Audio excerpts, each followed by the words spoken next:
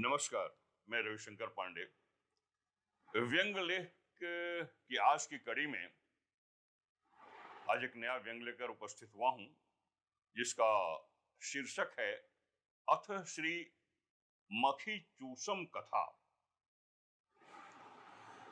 मक्खी चूस एक बड़ा ही दुर्लभ प्राणी होता है। ये वो प्राणी होता है जिसकी गली में कोई चंदा जीवी तो जाता ही नहीं, भिखारी भी उधर पांव नहीं रखते।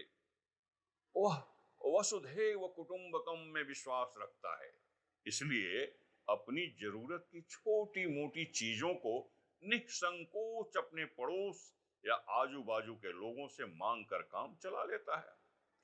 दरअसल मक्खी चूस एक बड़ा अलंकार भी है, जिससे अलंकृत होना कोई सरल कार्य नहीं, एक बड़ी साधना करनी पड़ती है। योगी, यति और तपस्वी से भी बड़ी साधना।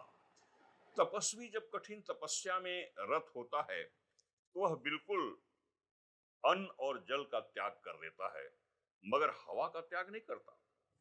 जीवन रक्षा के लिए सांस तो लेता ही है, परंतु एक मक्खी चूस एक ऐसा प्राणी होता है जो सांस लेने से पहले 100 बार विचार करता है, इस हवा के बदले कहीं उसे अपनी गठरी तो नहीं ढीली करनी पड़ेगी, कुछ मूल्य तो नहीं चुकाना पड़ेगा। इसीलिए भगवान जब सृष्टि की रचना कर रहे थे, तब उन्होंने अपने भक्तों से भी पहले परम आदरणीय मक्खी चूसों का ध्यान रखा और हवा को मुक्त कर दिया। भगवान ने तो पानी को भी बिल्कुल मुक्त कर दिया था, परंतु अब उसका व्यवसायीकरण हो गया है। पानी बोतलों में बिकने लगा है, परंतु मक्खी चूस महोदय उस मूल्यधारी बोतल जल से अपनी प्यास का जलाभिषेक नहीं करते, कभी नहीं करते। अरे वह तो किसी उदार प्राणी द्वारा फेंके गए बोतल को अगल बगल वालों से नजर बचाकर उठा लेते हैं और फिर उसमें किसी सरकारी नल का पानी भर लेते हैं। वह घर के खाना के बजाय लंगर, भंडारा या किसी भी प्रकार के भोज के अन्न को अधिक पसंद करता है। वह एक ऐसे पड़ोसी के आगे सदैव नतमस्तक रहता है जो उसे सुबह की चाय पिला दे। कहीं बधाइयां बंट रही हो तो वह बिना निमंत्रण के भी उस गंतव्य तक जाना पसंद करता है। ऐसी दैनंदिनी होती है मक्खी चूस जी की। हमारे देश के साहित्यकारों और कवियों ने अलग अलग किस्म के पात्रों का बड़ा ही सरस और सुमधुर चरित्र चित्रण किया है। उन्होंने दानवीरों की बड़ी भूरी भूरी प्रशंसा की है और उन्हें सर्वोच्च स्थान पर प्रतिष्ठित किया है। कर्मवीरों का भी बड़ा ही प्रेरक चरित्र चित्रण किया गया है। यहां तक कि भिखारी, चोर, बेशर्म, धोखेबाज, जुआरी और शराबी जैसे पात्रों का चरित्र चित्रण हुआ, परंतु मक्खी चूसों को किसी ने संज्ञान में नहीं लिया। इस कारण से इनके अनुयायियों का वैश्विक स्तर पर घोर अभाव होता जा रहा है। तथापि इन्हें विलुप्त प्राणियों की श्रेणी में नहीं रखा जा सकता। भले ही इस प्रजाति के लोग कम दिखते हों, परंतु जहां भी हैं वहां बड़ी मजबूती के साथ अपनी पहचान बनाए हुए हैं। दरअसल मक्खी चूस बनना एक महान कला है। इसके अभ्यासी पहले मित्यव्ययी बनते हैं। मित्यव्ययिता जब पराकाष्ठा पर पहुंचती है तब वह कंजूसी के रूप में तब्दील हो जाती है। वहीं कंजूसी जब चरम पराकाष्ठा पर पहुंचती है तब ही मक्खी चूस के आसन को ग्रहण कर पाती है। अब सवाल यह है कि मक्खी चूस शब्द की उत्पत्ति कैसे हुई। जाहिर सी बात है कि सबसे पहले मक्खियों का शुभागमन हुआ होगा और बाद में मक्खी चूसों का। मक्खी अमूमन उसी चीज को चूसती है जिन चीजों को एक इंसान व्यर्थ समझकर परित्याग कर देता है, जैसे थूक, खखार, मवाद, मल, मूत्र, इसी श्रेणी के अन्य आइटम। मक्खी इन्हीं चीजों की तलाश में यत्र तत्र भटकती रहती है। इसी क्रम में कभी कभी वह दूध, दही और घी और मेवे, मिष्टान जैसी वस्तुओं का भी आंशिक रसास्वादन कर लेती है। कितना करती है इस पर किसी ने शोध नहीं किया है।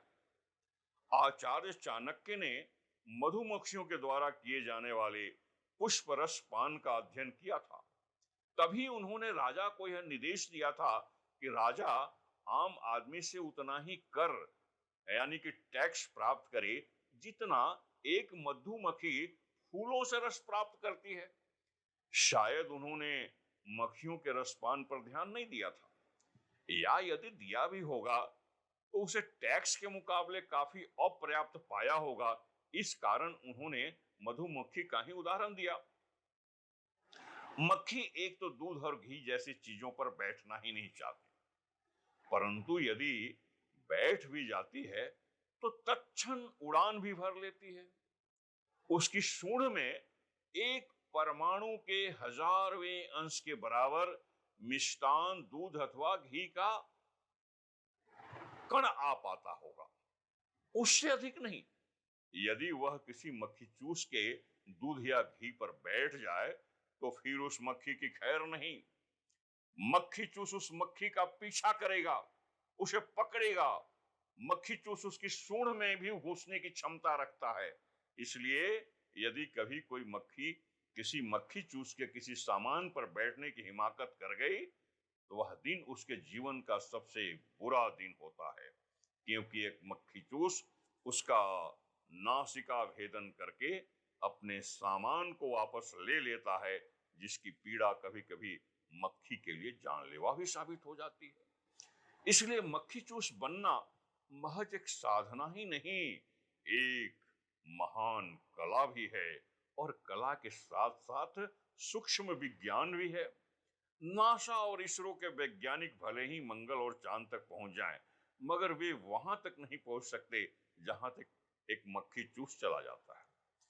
एक मक्खी चूस हिंदी के कुल वर्णाक्षरों में से 2 को तो पढ़ता ही नहीं, या पढ़ता भी है तो शीघ्र ही भूल भी जाता है। इसलिए उसे देना उसके स्वभाव में नहीं होता। दूसरा एक अक्षर है लौ। इस लौ का ही वह अभ्यासी होता है। इसे वह बार बार पढ़ता है, दिन रात पढ़ता है, अहर्निश पढ़ता है, आजीवन पढ़ता है, मरते दम तक पढ़ता है। यहां तक कि संसार से आगे की यात्रा में भी वह लौ का ही अनुगामी होता है। वह लेना जानता है। इस बात से उसे कोई फर्क नहीं पड़ता कि कोई उसे चाय की प्याली दे रहा है या कि गाली। उसके जीवन में पाने का बड़ा ही महत्वपूर्ण स्थान होता है। वह संग्रही होता है। संग्रह किसके लिए कर रहा है, वह सदैव इस चिंता से मुक्त रहता है, क्योंकि न तो वह किसी को अपना मानता है न पराया। अंततोगत्वा जीवन भर की उसकी कमाई उसके मरणोपरांत दीर्घ काल तक यह नहीं सिद्ध कर पाती कि उसके ऊपर किसका वास्तविक हक है। न तो वह आस्तिक होता है न नास्तिक। भंडारे का प्रसाद पाना हो तो वह पंगत में बैठे लोगों के साथ प्रभु का नाम उच्चारण कर लेता है, परंतु यदि आरती में कुछ देना पड़े तो भक्तों से कन्नी काटकर वह ऐसे निकल जाता है जैसे बिना फीस की पैरवी करने के नाम पर एक माहिर वकील कन्नी काट लेता है। मक्खी चूसों के ये आंशिक गुण है।